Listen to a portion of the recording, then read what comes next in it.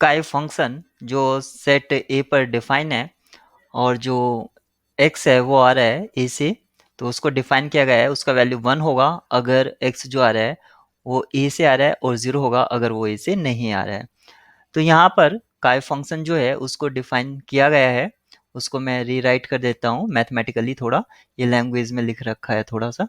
तो काई ए एक्स वो 1 होगा if x is coming from A and A is subset of R, और 0 होगा if x is not coming from A। तो ये काई फंक्शन डिफाइन किया गया है। फिर काई फंक्शन की हेल्प से हमें एक फंक्शन f(x) डिफाइन किया गया है, और अगर उसको एक्सपेंडेड फॉर्म में लिखूं तो वो होगा 1/1⁶ काई ऑफ 0 to 1/4 x प्लस 1/2⁶ काई 0 to 2/4 x, इसी तरह 1/3⁶ काई ऑफ 0 से 3/4 x, और जो लास्ट टर्म होगा इस फंक्शन का वो होगा 1/4⁶ काई ऑफ 0 to 4/4 मीन्स 1 x। और ये जो f(x) है ये डिफाइन किया गया है आपका open interval sorry closed interval 0 1 पर, तो हम इसको 0 1 को लिख सकते हैं। पहला हम ये ले लेते हैं 0 से 1/4, और इसको हमने कुछ इस तरह से लिया है ताकि ये इसके जो काय फंक्शंस के टर्म्स में जो इंटरवल यूज हुए हैं उसकी हेल्प से हमने इसको ब्रेक किया है। यूनियन यहाँ पर लेफ्ट ओपन ले लेते हैं 1/4 टू 2/4, और इसको राइट क्लोज्ड लेफ्ट ओपन, ये ले लेते हैं 2/4 से 3/4, और इसको राइट क्लोज्ड ले लेते हैं, और ये लास्ट ले लेते हैं हम 3/4 से, इसको ओपन ले लेते हैं लेफ्ट ओपन 3/4 से 1। तो यानी कि हमने इस तरह से लिखा, तो हमारा जो है हम इस इंटरवल को 0 1 से 0 1 को 4 पार्ट्स में ब्रेक कर लेते हैं। जो पहला पार्ट था वो है हमारा 0 से 1/4, और ये दोनों साइड क्लोज्ड ले लेते हैं। फिर लिया हमने 1/4 से 2/4, और इसको राइट क्लोज लेफ्ट ओपन। फिर लिया 2/4 से 3/4, और फिर लास्ट वन लिया 3/4 से 1। यहाँ पर अब हमें काय फंक्शन की वैल्यू फाइंड आउट करना होगा। तो सबसे पहला जो हमारा टारगेट है वो हमें ये देखना है कि ये जो टर्म्स है इसमें जिसको मैंने रेड मार्क किया है ये क्या क्या वैल्यू देते हैं। तो जब हम पहले सब इंटरवल की बात करें, जो सब इंटरवल है 0 से 1/4, तो इस इंटरवल पर ये जो है काय फंक्शन डिफाइन किया गया है, और इस पर वैल्यू इसकी 1 होगी, जैसे कि ऊपर डिफाइनिंग वे में लिखा गया है। फिर 0 से 2/4, 2/4 0 से लेकर 2/4 इसी का सबसेट होगा, 0 से 1/4 का, सॉरी 1/4 जो होगा वो इसका सबसेट होगा, यानी कि 0 से 2/4 इसका क्या होगा, सुपर सेट होगा। और फिर इस तरह से 0 से 3/4 ये इसका सुपर सेट हो जाएगा। तो सभी पर वैल्यू 1 आएगा, तो यहाँ से 1 आएगा, यहाँ से 1 आएगा।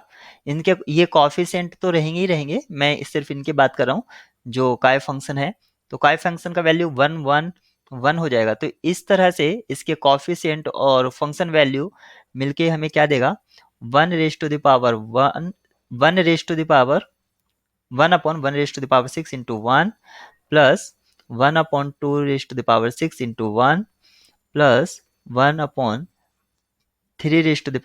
into 1 plus 1/4⁶ into 1। अब फिर से यहाँ पर देखते हैं, अगर हम दूसरे इंटरवल की यानी कि सब इंटरवल की बात करें जो कि है हमारा 2/4 से 0 से 2/4,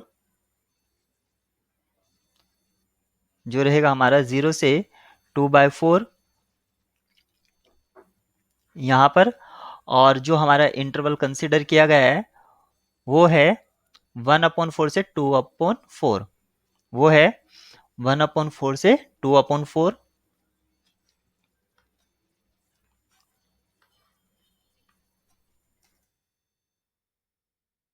तो इसके हेल्प से हम देखते हैं कि हमें क्या वैल्यू मिलता है।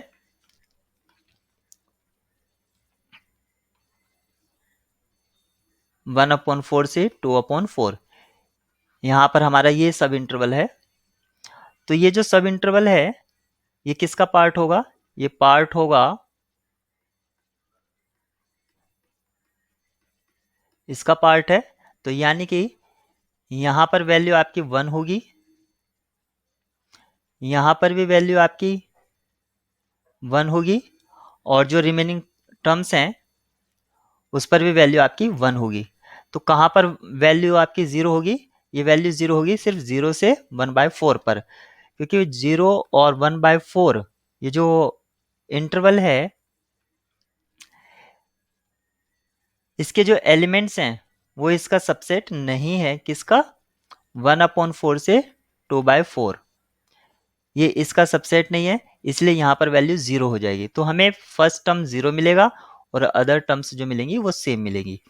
तो ये हो जाएगा 0 plus 1/2 raise to the power 6 plus 1/3 raise to the power 6 plus 1/4 raise to the power 6। अगर इसी पैटर्न को हम फॉलो करते हैं तो हमें फर्स्ट टू टर्म 0 मिल जाएंगी और फिर आगे के लिए मिलेगा 1/3 raise to the power 6 plus 1/4 raise to the power 6 और लास्ट में मिलेगा 4 रेज़ टू द पावर 6। तो इस तरह से ये हमें एफ एक्स की वैल्यूज मिल गई है, यानी कि हमें एफ एक्स मिल गया है।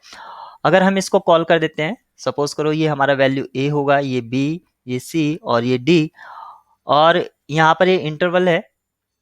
तो अगर हम इसका ग्राफ प्लॉट करते हैं तो इसका जो ग्राफ है वो किस तरह से होगा?